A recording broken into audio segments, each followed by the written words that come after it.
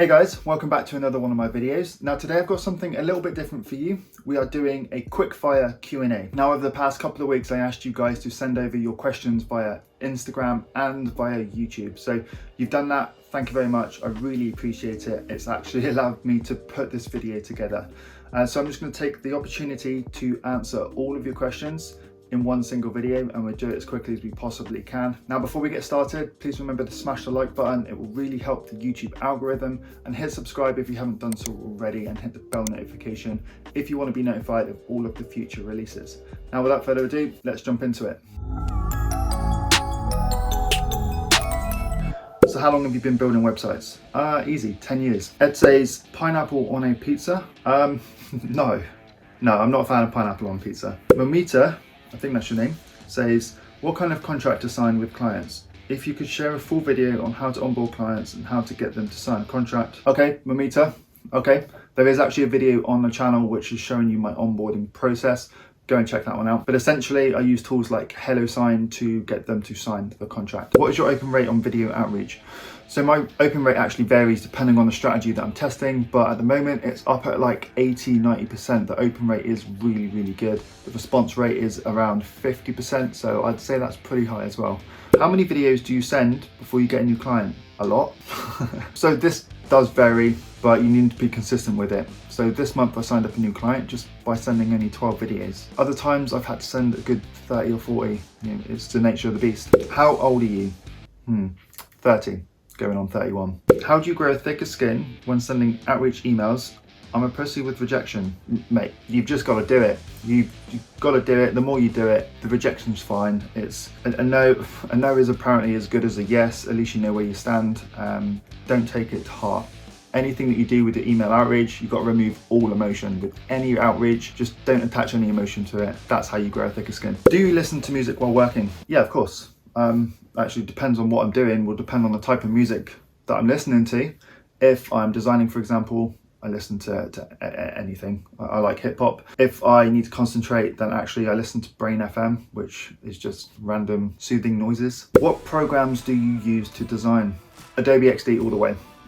You can use Figma. I've tried it. I prefer XD. I think they're doing a bang up job with that program. Bordeaux says, how many hours approx do you work on a web design project? So I actually have a team that helps me with this now. So the amount that I work on it is significantly reduced. However, when I was in the early stages of my web design business, using Elementor, I could get a full site done and delivered in anywhere between 10 and 20 hours. Before that, when I was hand coding, it could take 20, 30, 40 hours.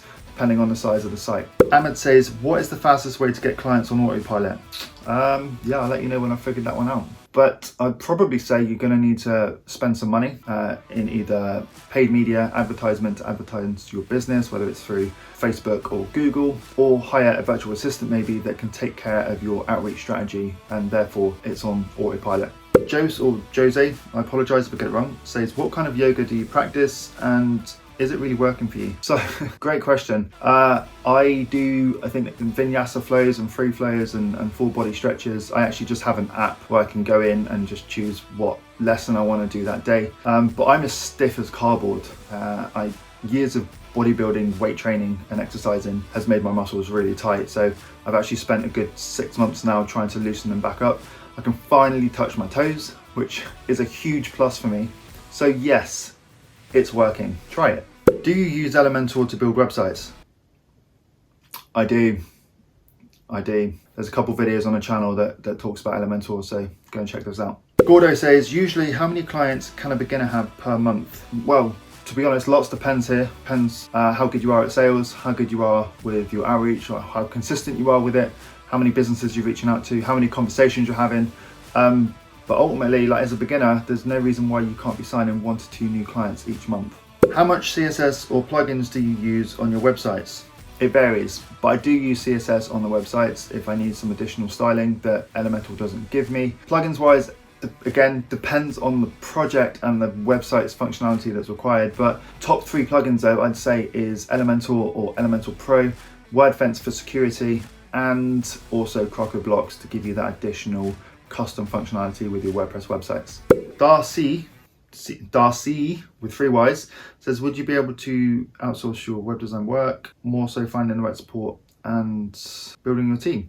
So if you want to outsource your web design work, absolutely fine. You can start a web design business and not even have to build a website, as long as you build the right team and you find the right outsourcer or contractor. Best place to go and look would be Upwork. Ultimately, you need to do a little bit of exploring to see what candidates are available, see who you click with. You need to vet them and make sure that they're going to be a right fit for you, your business, and the clients that you're serving. Make sure that they're good at what they do as well. In an ideal world, they'd be better than you at building and delivering websites, so you can just deliver a bang-up service. And try them out. If they're not a good fit, then don't work with them again. You know, I'm fortunate enough to have found someone local who is absolutely awesome at building websites. I'm sure he's watching this, so well done, Dan. How do you send out your videos, and how many do you send? Okay, so I record all of my videos using Loom, which would then store it on the cloud, and it will give me a URL directly to that video.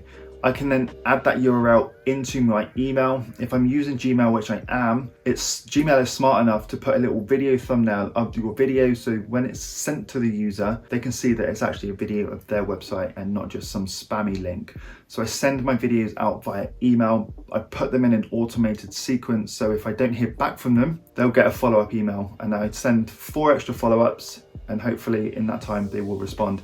Even if they're telling me that they're not interested, it's still a response. Andika asks, which one is better for website agency, WordPress or Webflow? I love WordPress. I've used it for a long time, and a lot of my clients and a lot of people that I try and sell to like WordPress because, again, it's what they are familiar with. That said, Webflow is awesome. So what I would say is they are both equally as good. They both have their pros and their cons. So choose the one that is right for you. Choose the one that you prefer working with. Ultimately, as long as you are delivering a really good website, then it shouldn't really matter which one you use. I'm way more experienced with WordPress, and I love using Elementor as a no-code platform. However, Webflow is good. I've looked into it. I've used it a couple times, but for me, on a personal level, I just at the moment prefer WordPress. Muddy says, do I need to know HTML, CSS, JavaScript to be a web designer?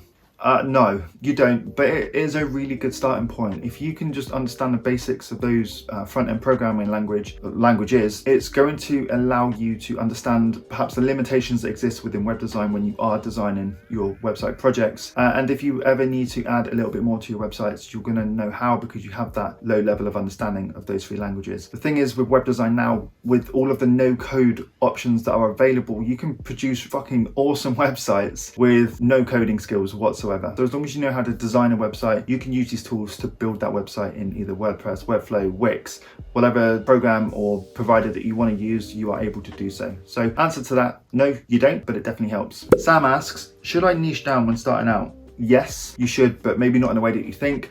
What I like to do is just choose 3 of your favorite niches, or 3 niches that are going to be perhaps most profitable, and just run with them and see how you get on with them, especially when starting out. Now, there is a video on the channel for this if you wanted to learn a little bit more about the niching process, so go and check that out. So there you go. Hopefully I've been able to answer your questions there. There were some really good ones in there, so thank you so much, guys. Please hit the like button if you found this really valuable. Also hit subscribe and the bell notification, and you'll be notified of future releases. Let me know down in the comments, guys, how you're getting on with your web design journey. If you're struggling with any areas, just reach out to me. I'd love to be able to help you, and I am now offering group coaching, so if that sounds good to you, just reach out and I can tell you more about it. Otherwise, guys, I will see you in the next video. Bye.